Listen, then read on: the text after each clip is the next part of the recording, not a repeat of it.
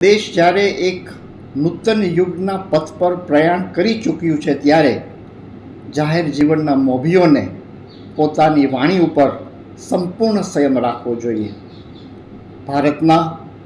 રાજાશાહી યુગના રાજવીઓ અને ક્ષત્રિય કુળમાં જન્મ લેનારા ક્ષત્રિયોની રાષ્ટ્ર પ્રત્યેની શ્રદ્ધા, કટિબદ્ધતા, સમર્પિતતા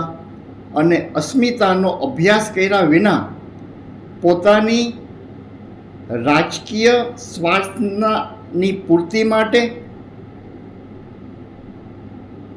મનમાં આવે તેવા શબ્દ પ્રયોગો કરીને કોઈ પણ વ્યક્તિ વિશેષ કે સમાજની ગરિમાને હનન થાય તેવો બફાટ